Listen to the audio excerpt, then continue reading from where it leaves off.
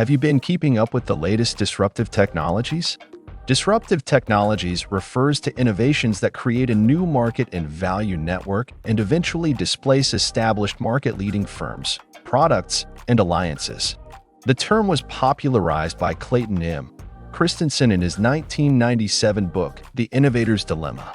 Often, the initial performance of disruptive technologies is inferior to existing technologies, but they possess other qualities that a few niche or new customers value.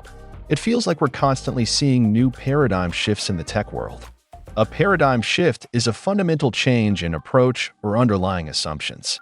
The concept was introduced by Thomas Kuhn in his influential 1962 book, The Structure of Scientific Revolutions. The invention of the personal computer was a significant paradigm shift, moving computing power from large institutions to individuals. Speaking of which, the whole move towards cloud computing has been quite transformative, hasn't it? Cloud computing is the on-demand availability of computer system resources, especially data storage and computing power, without direct active management by the user. The concept evolved from the mainframe era and the idea of time sharing, but Amazon Web Services (AWS), launched in 2006, is often credited with popularizing the modern cloud computing model. Early forms of remote computing date back to the 1960s, but the internet was crucial for the widespread adoption of cloud services. And it's interesting how the idea of scalability has become so central to any tech business model. Scalability refers to the capacity of a system, network, or process to handle a growing amount of work, or its potential to be enlarged in order to accommodate that growth. The term has roots in engineering and business management, becoming particularly relevant in the digital age as companies aim for rapid growth.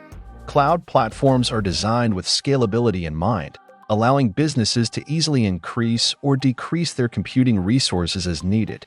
It makes you think about the early days of computing, where bandwidth was such a precious commodity.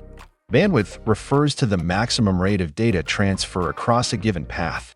Originally used in radio engineering to describe a range of frequencies, it was adopted in computer networking to describe data transmission capacity. In the early days of the internet, limited bandwidth significantly constrained what could be done online, leading to slow loading times and simple web pages. Now we're talking about ubiquitous computing and the Internet of Things, IT, where everything is interconnected. Ubiquitous computing, or pervasive computing, is the concept where computing is made to appear anytime and everywhere. Mark Weiser, while at Xerox PARC in the late 1980s, is considered the father of ubiquitous computing. Internet of Things, IT, refers to a system of interrelated, internet-connected objects that are able to collect and transfer data over a wireless network without human intervention. The term Internet of Things was coined by Kevin Ashton in 1999.